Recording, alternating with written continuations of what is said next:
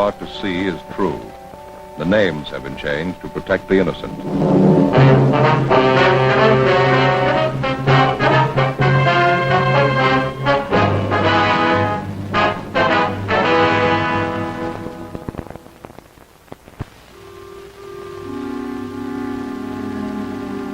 This is the city. Everybody starts out with the same chances. They grow up with the chance to play. The city provides playgrounds.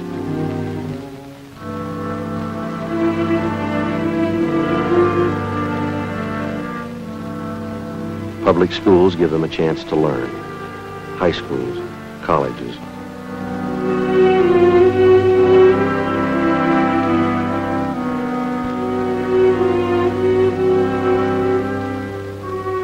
They all have an equal chance to obey the laws.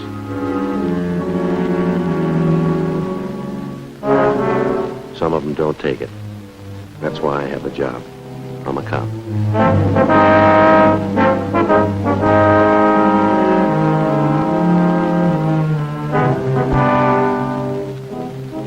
It was Wednesday, January 14th. It was cold in Los Angeles. We were working the day watch out of Homicide Division. My partner's Frank Smith. The boss is Captain Lorman.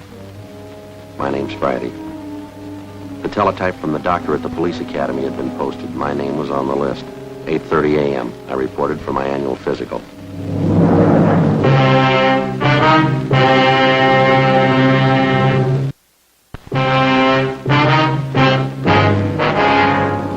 Looks fine, Joe. I'm going to have to pass you.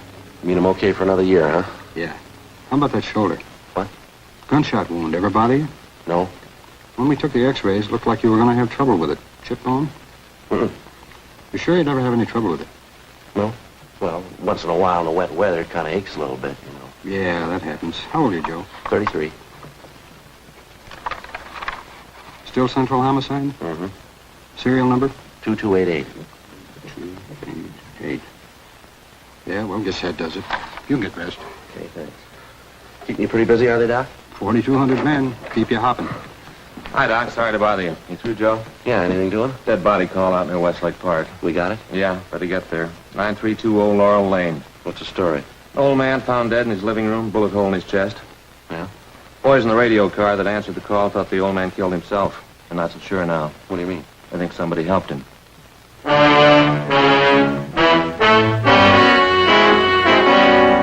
8:45 a.m. We left the doctor's office at the police academy and we drove to the address in the Westlake area where the shooting had been reported. The dead man was identified as Martin Latimer, age 68, a retired owner of a couple of neighborhood grocery stores in the city. He was lying sprawled partly on his side on the floor. There was a bullet hole in his chest just above the heart where the slug had entered the body. There was another larger wound in the back through the right shoulder blade where the bullet had emerged. Approximately 5 feet from the body was a chair. There was a Winchester rifle wired firmly to the top, its muzzle pointing directly above the spot where the body lay on the floor. A thick white string was wound firmly around the trigger of the rifle.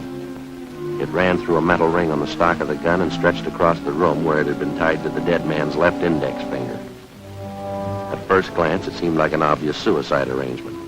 Officer Harkness, one of the men in the radio car who answered the call, didn't agree. I don't know, Sergeant. Maybe I'm all wet. This doesn't gel right for me. Who found the body, Harkness? Next door neighbor, Mrs. Donworth. My partner's with her now. Did you fellas call the crime lab? Yeah, they're on their way. The old man the only one who lived in the house here? Yeah, that's what the neighbor told us. Sure would like to see what the crime lab crew's going to think of it. Why, what's the big question, Harkness? Well, I know it's none of my business, Sergeant. You fellas are the detectives. I just couldn't help but notice so. Yeah, what's that? Over there, that rifle wired to the back of the chair. Yeah? Take a sight along the barrel, see what you think.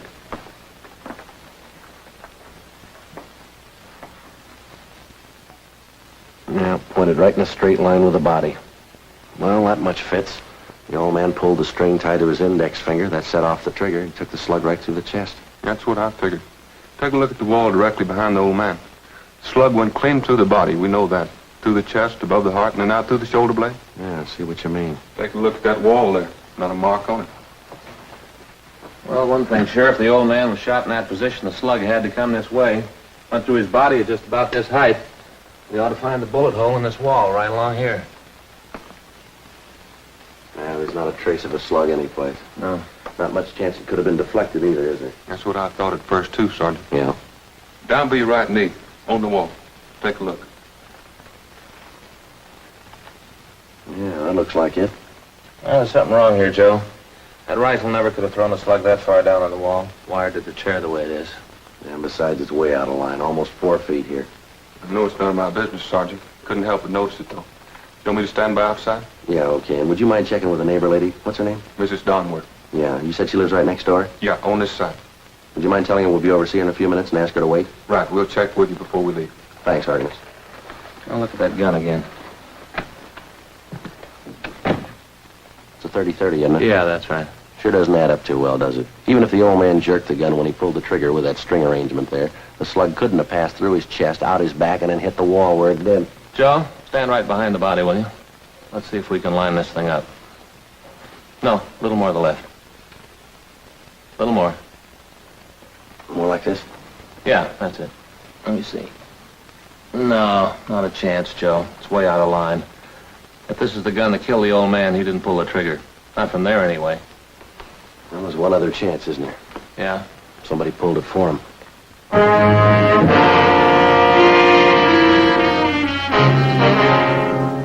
Sergeant J. Allen and a crew from the crime lab arrived and went to work. We put in a call to the coroner's office and asked them to remove the body. 9:15 a.m. We went next door to talk to the neighbor who'd found the body, Mrs. Elsie Donworth. I went over to pick up his laundry, officer. I do laundry for half a dozen people here in the neighborhood. I don't charge any more than the regular laundries do. A lot more particular with shirts and things. I see, Miss Donworth. Would you go on, please? I went over about 8 o'clock this morning. I walked in and called out, but he didn't answer. Then I went into the parlor, and there he was. Poor old man looked so sad lying there, all alone, that big gun strapped to the chair. Gave me the coldest feeling. It was the same way when Claude died. Claude was my husband. I understand. Only Claude didn't shoot himself. Uh-huh. I take it you knew Mr. Latimer pretty well, ma'am? Oh, I suppose. He didn't have any relatives, poor man, all alone. He was in the grocery business for years. Made some nice money, I guess. He retired about 8 years ago, sold both his stores. He had an income from a mortgage on one of them, $150 a month. Oh, yes, he was very comfortable. Uh-huh. He wasn't a penny pincher at all, but he was thrifty. It was the same way with my husband, Claude.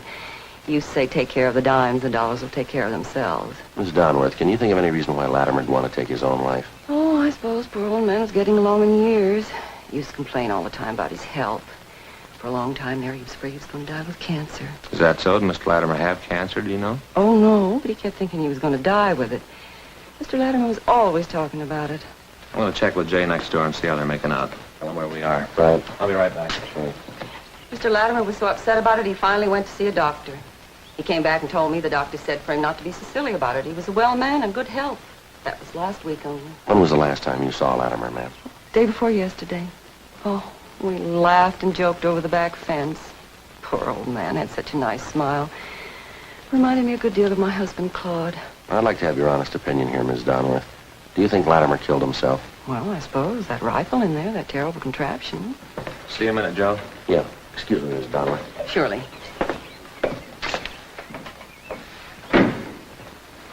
Anything? The crime lab's having a field day, Joe. They say it'd be absolutely impossible for the old man to kill himself with that rig. Did they find anything definite? Dusted the rifle for fingerprints, didn't find a one. Makes less sense than that slug buried in the corner of the wall. Another thing, they checked the desk in the living room. Found some correspondence the Latimer had with the Lonely Hearts Club. Judging from the letter, seems Latimer was getting set to marry the girl. Big picture of her attached to the letter. Yeah, did you find out why he'd want to die? Pretty good reason why he'd want to live. Yeah. Beautiful girl, looks to be about 24, 25. Yeah. She was going to marry him. The crime lab crew went on with their routine investigation of the Martin Latimer house while Frank and I continued to talk to the neighbor, Mrs. Donworth. There didn't seem to be any common ground at all between the evidence in the house and the information she had to offer. As we continued questioning her, Mrs. Donworth remembered that a month before, Latimer had told her that something might happen to him and that he wanted to make out a will. He asked her to witness the will. A few days later, Latimer's lawyer came to the house and Mrs. Donworth read it and witnessed the signing. At that time, she said Latimer made the remark, "I don't feel like going on much longer anyway. If death means a rest, I think I deserve one." Ma'am, did you hear anything out of the ordinary going on next door this morning or last night? No, there's nothing I heard from next door to remark about. Of course, it's so noisy around here that time of morning you can't even hear yourself think. How's that, ma'am? The trucks passing by, up and down every morning. Not small trucks either. They start in at 6 a.m. and they rattle past for 2 or 3 hours at least. Could you give us the names of some of the other people on the street who knew Mr. Latimer pretty well? Yes, I suppose. I don't think any of them knew the poor old man as well as I did. Most of them are younger folks, parties and things, you know. When you get up around 65 or past it, like Mr. Latimer, parties don't mean so much anymore. I understand. Yes, just a nice, quiet home with good heating system, good books on the shelf, and a good man around the house. About all you can ask for. Well, thank you very much, ma'am. Here's our card. If you think of anything else, please call us. All right. Frank Smith. That's you, huh? That's right, homicide, extension 2521. Just one more thing, Miss Donworth. We understand Latimer was corresponding with several women through a Lonely Hearts Club. Did he ever mention that to you by any chance? No, he never did. I saw the circulars and stuff around his house, though. And Latimer never mentioned any of the women that he corresponded with, huh? Well, I pretended I didn't know about it. He never brought it up. I don't understand why he'd want to meet a lady that way. All most of them are looking for is a man with money so they can quit work and lay around the house. Well, thanks again, Miss Donworth. Yes, poor old man. Wonder what made him write letters after silly women. Little good they'd have done him. He wrote letters all over the country. Yes, ma'am. I'm getting tired of working myself. He could have saved the postage, too. Ma'am? I was right next door. I would have married him in a minute.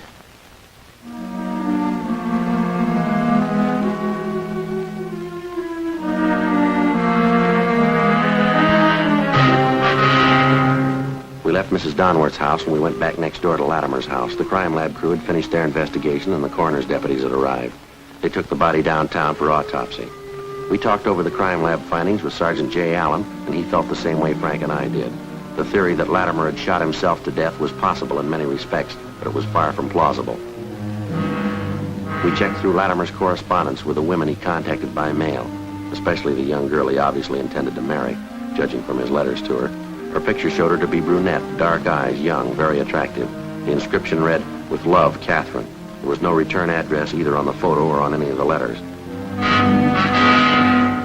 9:52 a.m. We put in a call to the mail club. Yes, ma'am. We may drop down to talk to you. Thank you very much. Goodbye. What'd they have to say? Well, it might be, Joe. Club secretary says they've been having trouble with somebody who signs a picture just like this one, with love, Catherine. I described the picture. Secretary says it's the same girl. What's the angle? Well, the girl doesn't belong to the club, but somehow she got a list of the members and their addresses. She writes to them, usually old men, gets them set for marriage, and they send for her. Yeah. Her letters come from the east, usually different cities. She writes and asks for train fare out here. The men send her the money for clothes and train fare, and that's the last of it. She's gone. Well, it adds up all right, doesn't it? There's one letter here. This one. I hate to ask you, dear, but if you could send me the traveling money and just a little extra for some clothes, I will take the first train and be with you in a week to become your wife, awaiting that precious moment with love. Kind of pours it on thick, huh? What's the date on that one? Well, let's see. Mailed December 30th. That's 14 days ago. What do you think, Joe? I don't know. It's possible. She could have showed up, tried to grab all the old man's money she could find. Maybe he caught her at it. She killed him, rigged up this phony setup to make it look like Latimer shot himself. It'd hold more water if we could find out she really came here. Maybe we'd better start ringing a few doorbells. The other neighbors might come up with something. What do you say? Let's take another look at that girl's picture, huh? Here you are. No photographer's name. Underneath here, down the corner of the mounting, see? XXX6Y3. Must be some kind of manufacturer's mark. Photographic supply, huh? Mm-hmm. Guess it stands for the type of mounting, huh? You know anything about the photo business? No. I don't either. Well, let's find somebody who does.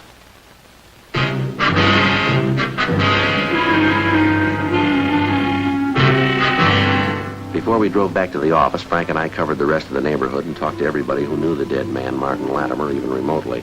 They told us nothing we didn't already know. There'd been no stranger seen visiting the old man. No one had noticed anything out of the ordinary in Latimer's daily routine.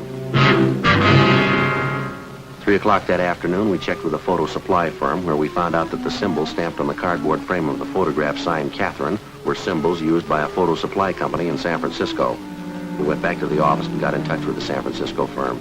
We were told that the symbols indicated the style and size of photographic mountings, and further, that this particular type of mounting was distributed only throughout 7 western states. They gave us a list of 18 photo studios in Los Angeles who kept this particular mount in stock. It was a long chance, but we started checking them out.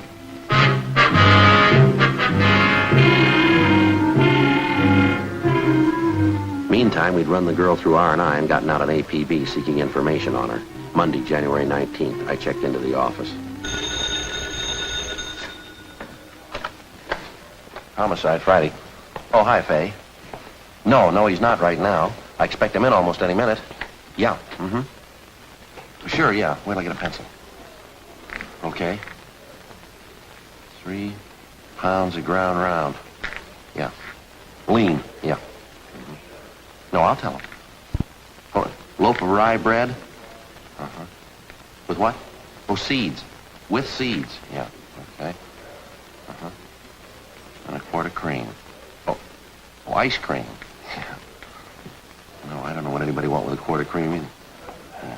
What kind? Chocolate? Okay. That's it, huh? Right. Sure, I'll be happy to. Oh, pretty good, Fay. And the kids? Fine. Well, we've been pretty busy lately, you know. Sure, I'll try to make it next week. Right. Bye. Oh, Fay. She hung up. Oh. Your wife. Oh, what you want? Some stuff she wants you to bring home tonight. Yeah? Seeds? Yeah, for rye bread, you know. Well, why don't you write it down, Joe? RB Seeds doesn't mean anything. How'd you do it? Well, I covered 7 photographic studios. On the 8th, I got lucky. Yeah. Doris Chambers, age 22.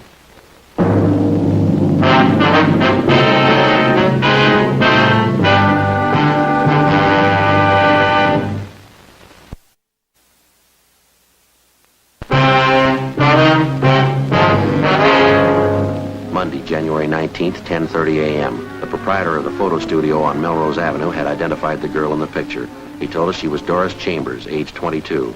She came from a fairly well-to-do family, and her father was manager of a local neighborhood bank. We drove over to talk to her. She couldn't recognize the handwriting on the photo, nor did she understand the inscription with Love, Catherine. After questioning her, it became apparent she knew nothing at all about 68-year-old Martin Latimer. I wonder if you'd mind taking another look at the handwriting on that picture, miss. Take a close look. Is it familiar at all to you? No. No, I couldn't be sure either way. Seems like I've seen it, though. When did you say you had that picture made? About a year ago at graduation. My mother had extra copies made up. She liked it. I didn't care for it much. Could you tell us how many people have prints of this picture? Mama had about 24 copies made up. She took 12 and I took 12. She sent them to relatives and friends of ours. She kept a few. What'd you do with yours? Sent them to friends, girls at school, a few of my boyfriends. And can you remember if you autographed any of them? Yes, some of them. The one for my girlfriends. The others I gave out plain. Can you try and think who you gave those to, miss? The unsigned pictures? One went to Carl. I know that. And then Fred and Don and Ray and Warren. Yeah, I think that's it. I wonder if we could have their full names and addresses, please. Yes. All right. I'm pretty sure I've got them in here someplace.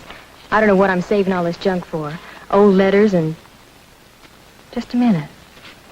That's funny. It's the same handwriting, isn't it? I thought I'd seen it before. Ma'am? This old letter from Warren. See the writing? Doesn't that look the same to you? Looks close, Joe. Yeah, we'll have Don Meyer in handwriting check it over. Who is this Warren, Miss Chambers? Warren White. Here's his address right here. I got it, Joe. Warren and I went to college together. We were engaged to be married for a while. Then I broke it off. I see. Warren's a serious boy. He's very thorough. A perfectionist, you know, Sergeant. Never does things halfway. Is that so? I've never known Warren to do anything in his life halfway. Not once. Well, he's going to have a perfect record if that handwriting matches, isn't he? What can they do to him? I don't know, but they won't do it halfway.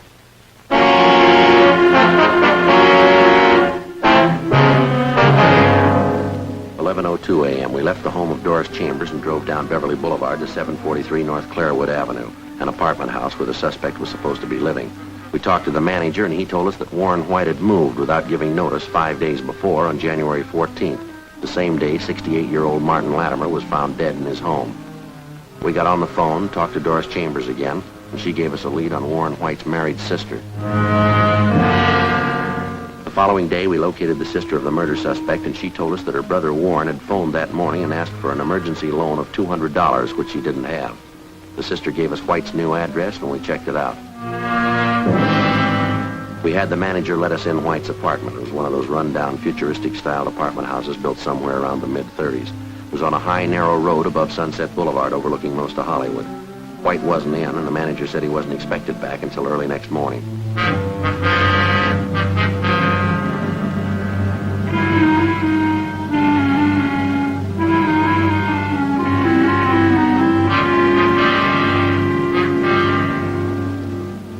We waited. Midnight, 1 a.m. No sign of the suspect. You know, Joe, you can't beat it. The view from up here is beautiful. Yeah, it's nice, isn't it? You ought to look around and find a place like this for yourself. Be great. Well, the rent's too high up here. Well, it's the location, I guess. You know, people love hillsides, love to be high. The higher you are, the more it costs. Of course, the location is great. Public school right down there. If you take Sunset Boulevard down to the freeway, you're in the city hall in 10 minutes. It doesn't take me much longer. At about 20 minutes is all. Yeah, but you don't have the view, Joe. Oh, smell that air. What time you got? 1:45. We waited. 3 a.m., 4 a.m., 4:30. It was cold. Still no sign of the suspect, Warren White. 5 a.m., 5:30. 6:30, 7 a.m., 7:30. We kept waiting. No sign of the suspect. We called the office and arranged for a relief. 8 a.m. We could hear groups of youngsters passing by outside, trooping into the main yard of a school just below the apartment house. We kept waiting. 8:15 a.m. Come on in. What is this? What do you want? You Warren White? Yeah. Stand still. He's clean, Joe. Well, what do you want? Police officers. You been drinking? Yeah, a little. But it's all right. Why don't you sit down, officers? I'm not going to give you any trouble. What do you mean? I killed him. Maybe I'll never know why, but I killed him. Sit down, officers. Some bourbon in the kitchen. You want some? No, thanks. Why'd you kill the old man, son? You want to tell us? I don't know. Probably 100 reasons. Not sure of any one of them. Something I never realized before. Yeah? I mean, killing a man, taking a human life. I guess nobody knows what it is till they do it. Most complicated thing in the world. You must have had a reason for it, killing him, rigging it for a suicide. Do you have anything against him? I hardly even knew him. I used that picture of Doris to fool him. Made some good money doing it. I needed it. You willing to give us a statement about the whole thing? I haven't anything to hide, officer. The minute I killed him, I knew it was over. Right there in that 1 minute. I knew you'd come and find me somehow. I didn't know when, but I knew you'd come and find me. All right. We better head downtown. Yeah. That's a great sound, isn't it? What's that? Schoolyard, the kids. Got a great sound to it. Good one. Yeah. Could I please go over there for a minute? All right.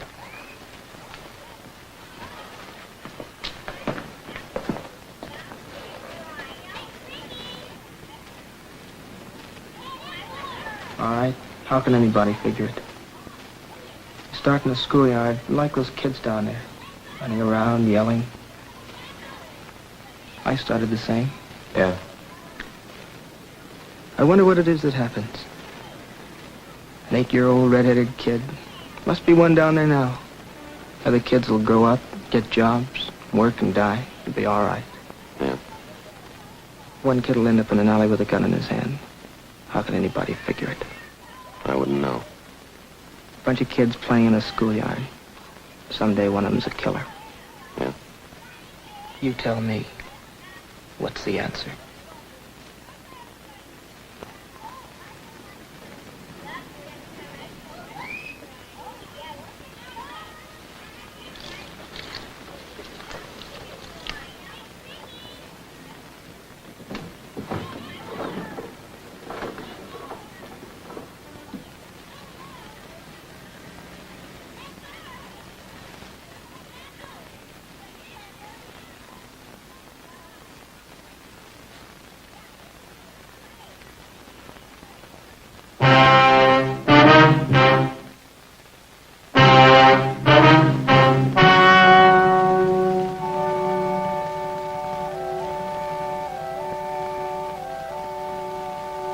On April 8th, trial was held in Department 88, Superior Court of the State of California, in and for the County of Los Angeles.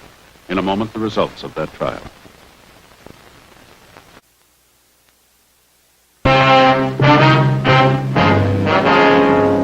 The The suspect was tried and convicted of murder in the first degree.